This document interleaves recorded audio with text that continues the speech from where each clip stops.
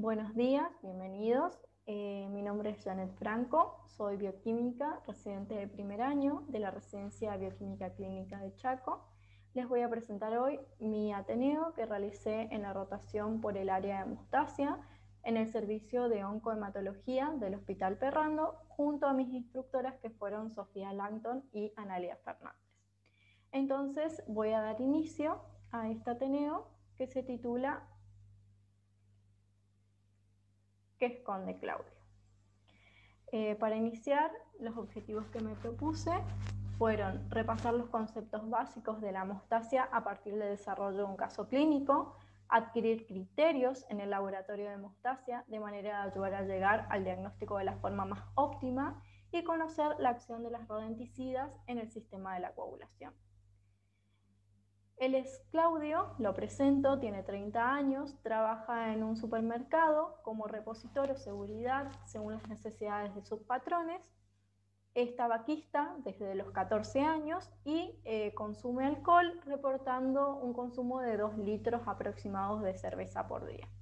Aparte, tiene antecedentes de consumo de cocaína y marihuana que refiere a haber dejado. El 20 de agosto comienza con una gingivorragia abundante, por lo cual decide consultar al odontólogo debido a que él se había realizado la colocación de una prótesis dental un tiempo atrás, pero el odontólogo no toma conducta y el día 22 de agosto continúa con piorías en ese cuadro hemorrágico al cual se le agrega epistaxis y melena, por lo cual decide consultar al servicio de guardia y emergencia del Hospital Perrando, en el cual ingresa ese mismo día. Entonces me pareció pertinente empezar repasando un poco qué originan estos padecimientos hemorrágicos y debido a defectos en dónde es que ocurre. Entonces, los padecimientos hemorrágicos pueden deberse a defectos plaquetarios o vasculares, que lo que corresponde a la hemostasia primaria, defectos en los factores plasmáticos, que se deben a defectos en la hemostasia secundaria, o defectos en la fibrinólisis. Cuando hablamos de defectos plaquetarios, podemos estar hablando de una trombocitopenia, en la cual se debe a una disminución en el número de plaquetas, definiéndose trombocitopenia a un número de plaquetas menor a 150.000 por milímetro cúbico. O podemos estar hablando de trombocitopatías, en el cual hay un defecto en la función de dicha plaqueta. Entonces acá le puse una imagen donde representa qué ocurre cuando se produce una lesión, un daño en el endotelio y la exposición del factor tisular. Frente a la exposición de colágeno, el primer factor que va a intervenir va a ser el factor de von Willebrand, que junto al receptor que tiene la plaqueta, que es la glicoproteína 1B95, va a permitir la adhesión de la plaqueta al endotelio dañado. Una vez que la plaqueta se adhiere, se va a activar, entonces va a cambiar su conformación y va a exponer receptores que antes no los tenía expuestos, como por ejemplo la glicoproteína 2B3A, que es muy importante porque es una glicoproteína que va a unir fibrinógeno y va a permitir el pasaje y la formación de las mallas de fibrinas para consolidar el trombo plaquetario en los últimos pasos. Y bueno, y una vez que se activa esta plaqueta, va a liberar sustancias contenidas en sus gránulos, que son proteínas que por un lado van a participar en el sistema de la coagulación y por otro lado van a permitir que otras plaquetas vengan al sitio y poder así agregarse. Las manifestaciones hemorrágicas que van a tener los defectos en plaquetas van a ser hemorragias mucocutáneas, generalmente son padecimientos como epitaxis, petequias, gingivorragias, alteración en el sangrado menstrual o equimosis pequeñas. Bueno, con respecto a los defectos vasculares, yo acá les puse un ejemplo de aquellas enfermedades vasculares que pueden presentarse con una hemorragia a nivel mucocutáneo, pero son enfermedades o alteraciones que están asociadas mucho a inflamación. La característica general es que son púrpuras eritematosas que no ceden a la presión y que pueden llegar a ser pruriginosas. Las más comunes son las vasculitis autoinmunes y las púrpuras alérgicas. Con respecto a los defectos en los factores plasmáticos, vamos a estar hablando de coagulopatías. Estas coagulopatías pueden ser congénitas o adquiridas. Las coagulopatías congénitas generalmente ocurren por déficit en un solo factor de coagulación, mientras que las coagulopatías adquiridas ocurren por deficiencia de más de un factor de la coagulación.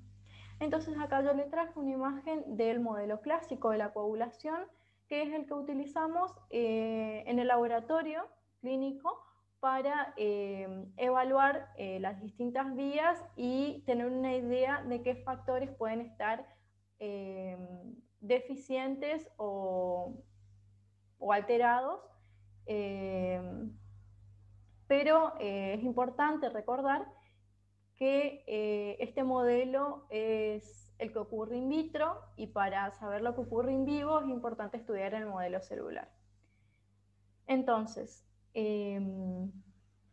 para repasar, la vía extrínseca incluye al factor 7 y al factor tisular, y lo vamos a evaluar mediante el TP, que también nos permite evaluar los factores que incluyen la vía común, que tenemos al factor 10, al factor 5 y al factor 2.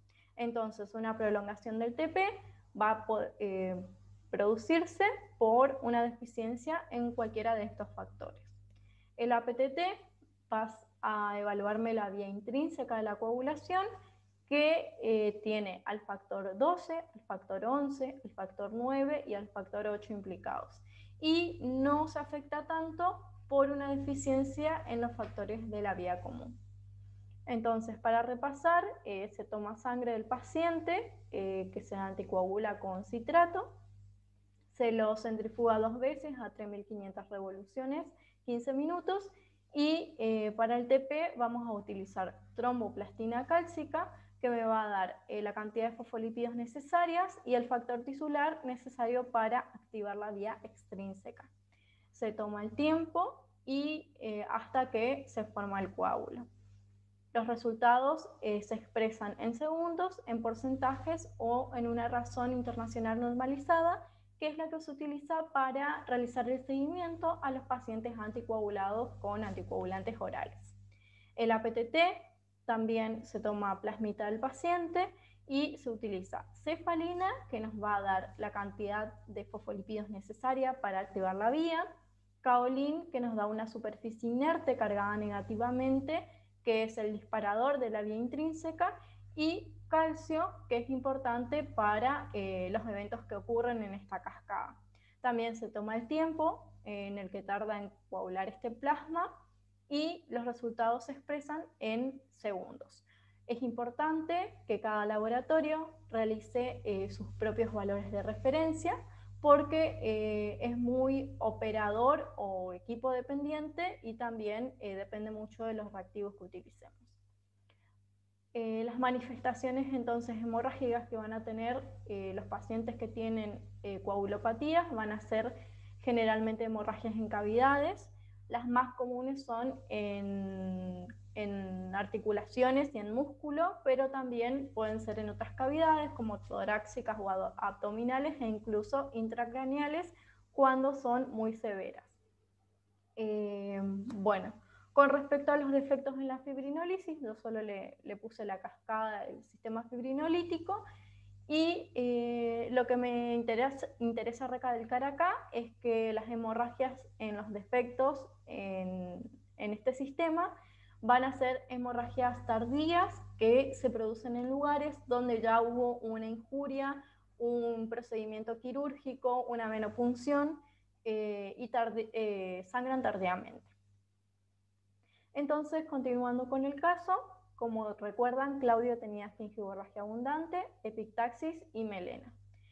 Se le mandó un laboratorio, el cual informa un TP y un APTT prolongados, y solamente para recordar que es importante realizar una corrección con plasma normal, donde se mezcla partes iguales del plasma del paciente con un plasma normal y se vuelven a alargar las pruebas y nos van a dar una idea de si esa prolongación en estos parámetros es debido a presencia de un inhibidor cuando los parámetros no se corrigen o a defectos en los factores, o sea, ya sea alteración en su función o en su cantidad, y vamos a ver que cuando agregamos plasma normal, estos parámetros corrigen. Entonces, en principio tenemos un laboratorio con un coagulograma alterado, plaquetas normales, también le mandaron un estado ácido-base que se encontró normal, un hemograma normal, una glucemia normal, una función renal conservada, la GOT y la GPT están un poco elevadas, pero no tanto, y una proteína total un poquito aumentada. Entonces, ante este laboratorio, lo que se inicia es un tratamiento con vitamina K y 6 unidades de plasma, al cual el paciente hace una reacción alérgica, por lo cual se discontinúa el tratamiento. Entonces, me parece importante recordar cuándo se va a prolongar estas pruebas. El TP se va a prolongar cuando tenemos una deficiencia en el factor 7, que corresponde a la vía extrínseca, y a los factores de la vía común, que son el factor 10, 5 y 2. Cuando hay presencias de inhibidores a estos factores, en presencia de una enfermedad hepática, debido a que la mayoría de los factores son de síntesis hepática, por una deficiencia de vitamina K, debido a que muchos de los factores son vitamina K dependiente, que ya lo vamos a ver, en pacientes con CID, anticoagulados con anticoagulantes orales, o aquellos pacientes que puedan tener hipofibrinogenemia o disfibrinogenemias severas. El APTT se va a encontrar prolongado en pacientes que tengan un defecto en los factores de la vía intrínseca, recordemos 12, 11, 9, 8, y es menos sensible a la deficiencia de los factores de la vía común. También a presencia de inhibidores a estos factores se va a prolongar el APTT. También en presencia de una enfermedad de von Willebrand de tipo 2N o de tipo 3, en la cual hay una disminución del factor 8, en presencia de anticuerpos antifosfolipídicos o en presencia de anticoagulantes como heparina no fraccionada. Y ambas pruebas van a alterarse en déficit de la vitamina K, porque ya dijimos que hay factores que necesitan la vitamina K para ser funcionales, en enfermedades hepáticas graves, como ya dijimos, la mayoría de los factores son de síntesis hepática, en CID, en deficiencia combinada de los factores de coagulación, en deficiencias de los factores de la vía común o en presencia de anticoagulantes como antiprotrombina o heparina no fraccionada en altas dosis.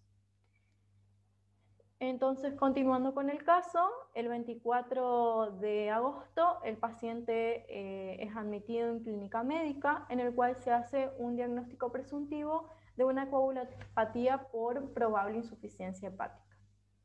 Ese día el laboratorio nos muestra un TP y una PTT prolongado, el TP más que la PTT, y nos dan una información importante, que es que corrige con plasma normal. Entonces vamos a pensar más en una deficiencia de factores que en presencia de inhibidores. Tenemos un estado ácido-base que está normal y una función renal conservada. El día 25 de agosto se solicita el dosaje de factores de la coagulación, estudios de imágenes. Vemos que en el laboratorio nuevamente tenemos un TP y una PTT que están prolongados más que el día anterior. Se le realiza un inhibidor lúpico, queda negativo. El fibrinógeno está un poco bajo, pero no tan bajo como para alterarnos ambas pruebas. El dímero D normal.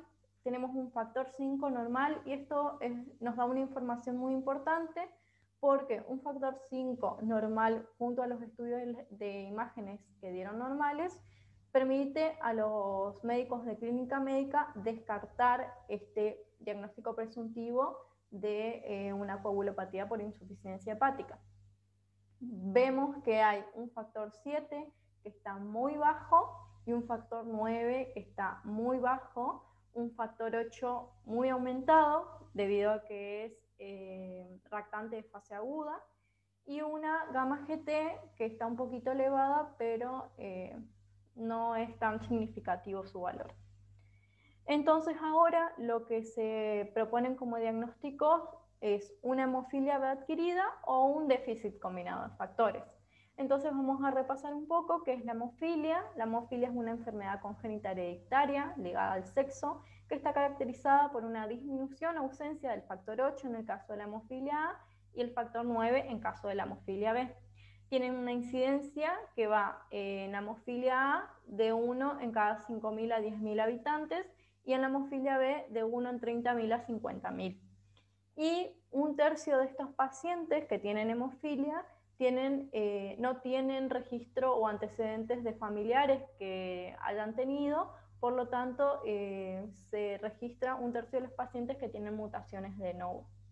Acá les puse el factor 8, está codificado en el gen F8 que se encuentra en el brazo largo del cromosoma X, y se reportaron más de 1.300 mutaciones en este gen que van a alterar la funcionalidad del factor 8. Una de las más conocidas es una inversión que produce un clivaje en el extremo carboxilo terminal del factor, haciendo que tenga una alteración en la funcionalidad. El factor 9 está codificado en el gen F9, en el brazo largo del cromosoma X. En dicho gen se reportaron más de 900 mutaciones que afectan al factor 9, ya sea producen una disminución en su síntesis o una alteración en su funcionalidad, y la más conocida es un cambio de bases que hace al factor 9 disfuncional y también altera la cantidad, digamos, de su síntesis en plasma. Y bueno, acá le puse de nuevo para recordar las vías extrínseca e intrínseca, y vemos que ambos factores pertenecen a la vía intrínseca de la coagulación, y acá muestra, y se me hace importante recalcar, que el factor 8 viaja en plasma unido al factor de von Willebrand. Entonces, frente a una hemofilia A, es importante, frente a una probable hemofilia A, es importante descartar una enfermedad de von Willebrand, porque se presentan con manifestaciones clínicas muy similares en la enfermedad de von Willebrand de tipo 2N o de tipo 3. Bueno, con respecto a la severidad y las manifestaciones clínicas, vamos a ver que la severidad va a depender de la cantidad de factor que se encuentra en el plasma del paciente. Vamos a tener una hemofilia severa con una cantidad de factor menos al 1% con respecto al valor normal, una hemofilia moderada con una cantidad de factor que va del 1 al 5% con respecto al valor normal, y una hemofilia leve que va de 5% a menos del 40% de factor en plasma del valor normal. Tanto hemofilia A o hemofilia B, dependiendo si es un déficit de factor 8 o factor 9 respectivamente. Y bueno, los episodios hemorrágicos entonces también van a depender de la cantidad de factor que tiene el paciente. En las hemofilias severas van a tener hemorragias espontáneas en articulaciones y músculos principalmente. En una hemofilia moderada van a tener hemorragias espontáneas ocasionales y prolongadas frente a traumatismos o cirugías. Y en la hemofilia leve vamos a tener hemorragias graves ante traumatismos o cirugías importantes. Entonces, en el laboratorio, ¿con qué nos vamos a encontrar? Nos vamos a encontrar con un APTT prolongado que corrige con plasma normal, y en este caso vamos a tener que dosar el factor para ver la severidad de la hemofilia. En el caso de que no corrija con plasma normal, vamos a pensar en un inhibidor. Entonces, ahí vamos a hablar de hemofilia adquirida. La hemofilia adquirida es una enfermedad autoinmune, es más frecuente en mujeres como todas las enfermedades autoinmunes, y se produce por el el ataque del sistema inmunológico a el factor 8, factor 9, dependiendo si es hemofilia A o B, del propio sistema inmune a nuestros propios factores, digamos. Entonces podemos tener anticuerpos neutralizantes que van a estar dirigidos a sitios funcionales de los factores, o no neutralizantes que van a aumentar su depuración. Y es importante acá recalcar que hay pacientes que son hemofílicos con una hemofilia congénita, que son tratados con factores exógenos y van a generar anticuerpos ante estos factores exógenos, y ahí no vamos a hablar de autoanticuerpos, o sea, una hemofilia adquirida por un problema autoinmune, sino vamos a hablar de aloanticuerpos, donde el cuerpo reacciona ante un factor exógeno. Entonces es importante diferenciar, tener bien la idea y diferenciar esos conceptos. Y en presencia de un inhibidor, lo que hacemos es buscar la potenciación a 37 grados y 2 horas del inhibidor, debido a que es una característica de los inhibidores a factor 8, y cuantificar el inhibidor. Entonces, hasta acá, sabiendo lo que es la hemofilia y viendo cómo se manifiesta, vemos que no condice mucho con el cuadro clínico de Claudio, debido a que él tenía gingivorragia, epistaxis y melena, y la hemofilia generalmente se caracteriza por hemorragias en cavidades, en articulaciones, en músculos. También con respecto al laboratorio, Claudio tiene un APTT y un TP prolongado. La hemofilia se caracteriza por un APTT prolongado. Entonces acá nos queda en el tintero qué pasa con el factor 7, por qué está tan deficiente, por qué está tan bajo.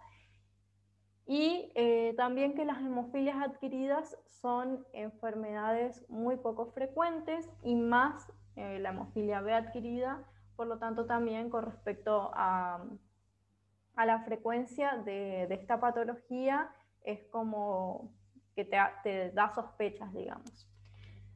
Bueno, el otro diagnóstico que proponían era una deficiencia combinada de factores, y vamos a ver las deficiencias familiares múltiples a factores de coagulación, que son un grupo de trastornos hemostáticos raros, también de origen genético, en lo que existe una actividad plasmática reducida de más de un factor de la coagulación, y se van a clasificar dependiendo si la deficiencia coincide con un solo factor de la coagulación, si es por un defecto genético único o si es por un defecto citogenético. En el caso de Claudio, se pensaba que tenía una deficiencia combinada del factor de la coagulación vitamina K dependiente, que se encuentra en el segundo grupo debido a que son defectos en un solo gen, en la gamma carboxilasa, glutamil carboxilasa, o en la vitamina K 2,3-epoxidorreductasa. Entonces vamos a ver un poco de la deficiencia combinada de factores vitamina K dependientes. Son deficiencia de los factores de coagulación 2, 7, 9 y 10, así como de los inhibidores de la coagulación, proteína C, proteína S y proteína Z. Tienen que son trastornos autosómicos recesivos, que son muy raros, y hay dos subtipos. Como ya dije, puede haber una deficiencia en la gamma glutamil carboxilasa, que lo que hace es agrega un grupo carboxilo al extremo glutamato del factor, haciéndolo funcional, o una deficiencia en la vitamina K 2,3-epoxidorreductasa, que lo que va a permitir es pasar esta vitamina K oxidada a la forma reducida y poder volver a utilizarla o reutilizarla y continuar con el ciclo de la vitamina K. Un déficit acá nos va a permitir que no pueda reducirse nuevamente la vitamina K, entonces ya no es funcional, digamos, y un déficit en la gamma glutamil carboxilasa nos va a llevar a tener factores no funcionales. La tendencia hemorrágica es un cuadro con hematomas, sangrados mucocutáneos, sangrados gastrointestinales, y en los casos severos vamos a tener recién nacidos con sangrado umbilical. Los síntomas también pueden ser no hemostáticos, debido a que hay diferentes proteínas que necesitan gamma carboxilase y que están implicadas en nuestros procesos como en la formación de hueso. Entonces acá yo le traje un artículo que fue publicado en febrero de este año en la revista médica de Dubái. Se trata de una paciente de 4 meses que hace 2 semanas presentaba hematomas severos, múltiples, y hace un día se había colocado una vacuna, un refuerzo, y tenía el muslo inflamado hace un día, digamos. Entonces se le realizó un laboratorio que dieron un TP y un APTT prolongado y se le hizo dosaje de factores y se vio que tenía una deficiencia combinada de los factores vitamina K dependiente, 2, 7, 9, 10 y proteína C y proteína S. Se le buscó la mutación y se encontró que tenía una mutación en la gamma glutamil carboxilasa, que es el gen responsable, uno de los genes responsables de esta deficiencia. Y me pareció importante recalcar esto, que hasta la fecha, hasta febrero del 2020, se reportaban menos de 30 familias que tenían esta deficiencia. Y estudiando un poquito más, encontré que estas familias fueron reportadas en África, Asia, Europa y Norteamérica. Por lo tanto, es como muy acotada la incidencia y es como que pensar que nuestro paciente tiene esta deficiencia va a ser muy raro, pero puede ser, digamos, porque las manifestaciones clínicas son muy similares y tenemos una deficiencia factor 9, factor 7, y deberíamos dosar los otros factores para confirmar y hacer, obviamente, la genética. Pero también me pareció importante destacar lo que destacan todos los artículos que hablan de esta deficiencia, que son descartar mala absorción intestinal, que en este caso se descartó, disfunción hepática, que también se hizo, y ingestión accidental de warfarinas y superwarfarinas, que en este caso no se llegó muy a fondo. Entonces, continuando con nuestro paciente, se solicita también una resonancia magnética de encéfalo debido a que el paciente indica cefalea desde su ingreso y bueno, se quería descartar una hemorragia intracraniana que se descartó por los chicos de neuro, y también se realizó una interconsulta con hematología, quienes solicitan que los familiares se acerquen a fin de descartar esta coagulopatía hereditaria. El laboratorio el día 26 también presenta un TP, un APTT prolongado, y fíjense que los factores están muy bajos. El día 28 se solicita el dosaje de factor 2, proteína C y proteína S por un laboratorio externo, debido a que en el servicio no se lo realiza, para valorar este déficit. Y ese día también se le realiza un laboratorio donde continúa con el TP y el APTT prolongado, el factor 5 normal, el factor 11 normal, fibrinógeno normal y factor de von Willebrand normal. El día 31 se le vuelve a realizar un laboratorio que sigue prolongadas ambas pruebas, plaquetas normales y factor 7 y factor 9 bajos, continúa con factores bajos. Se le realiza un coagulograma a los familiares de este paciente, que presentan un coagulograma normal, tanto el padre como la hermana.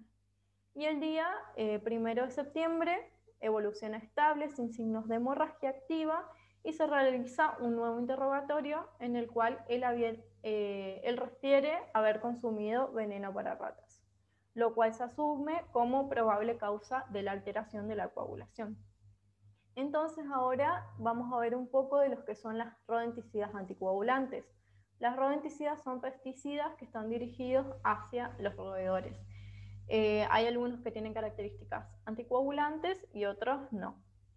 Con respecto a las rodenticidas anticoagulantes, quise poner un poquito de historia.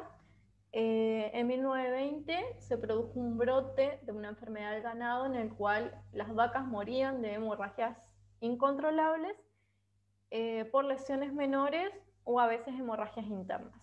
Entonces,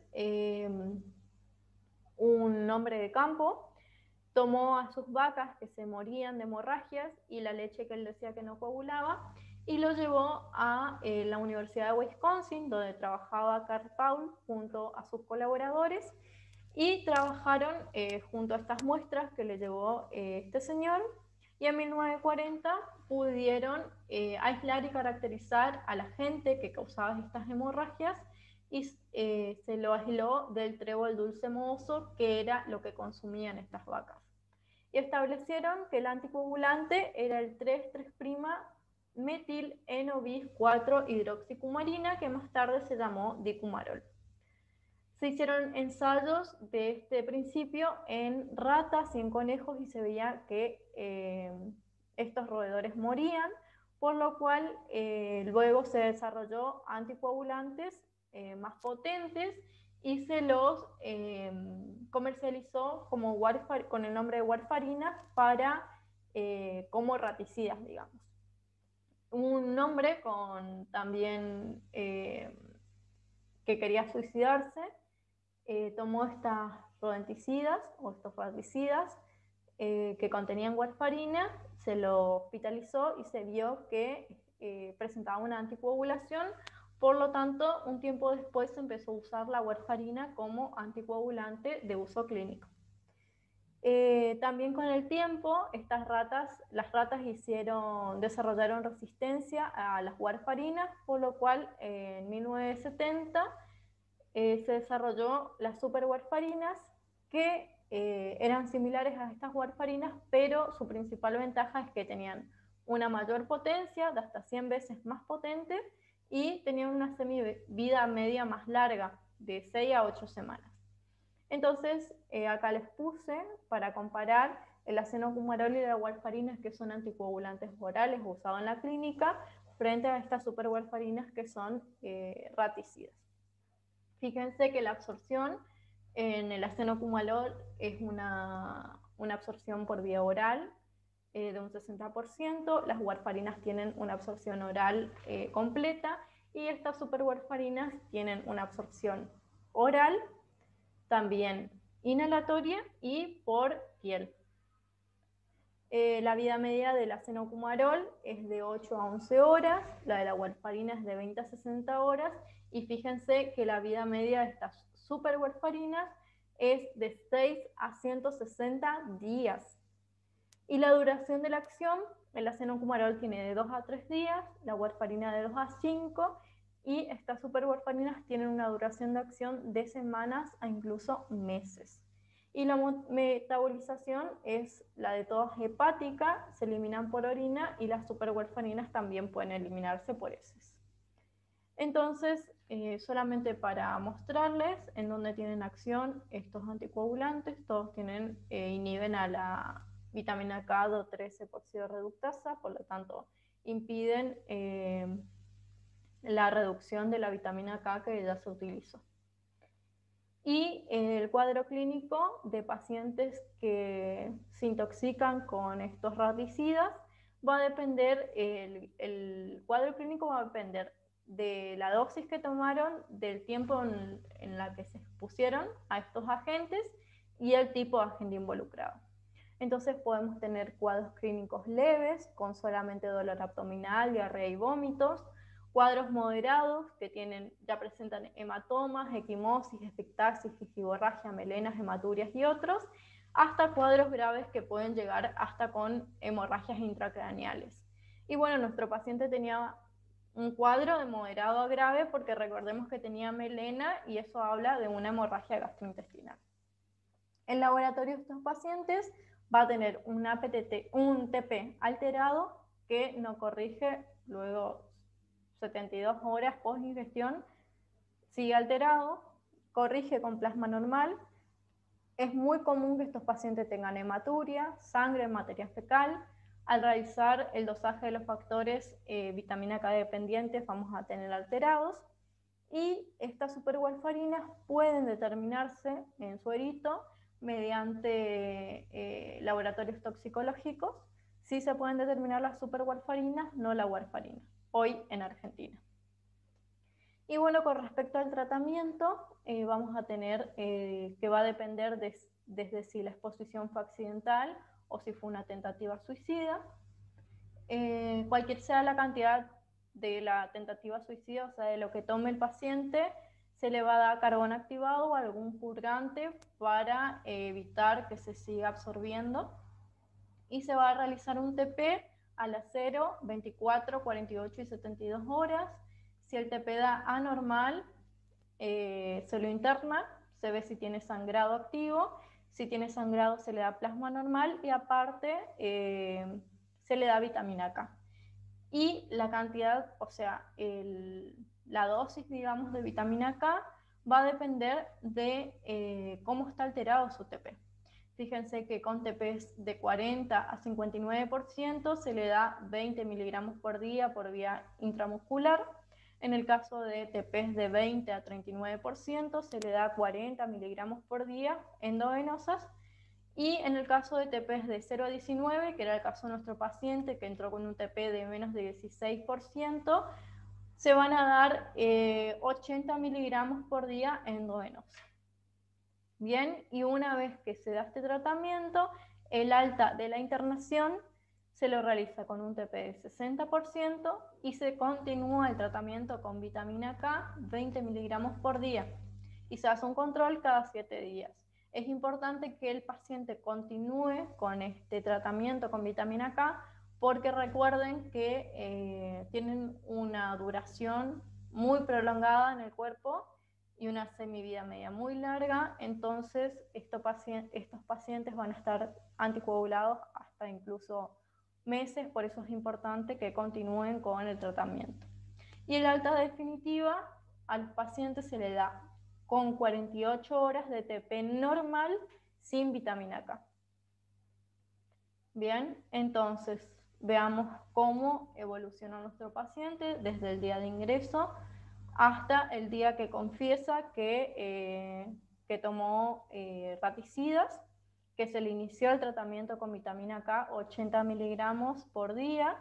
Fíjense que ese mismo día corrigió su TP a 61% y su APTT a 33,4 y al día siguiente ya tenía un TP de 110 y una APTT de 27,6 y los factores ya normales.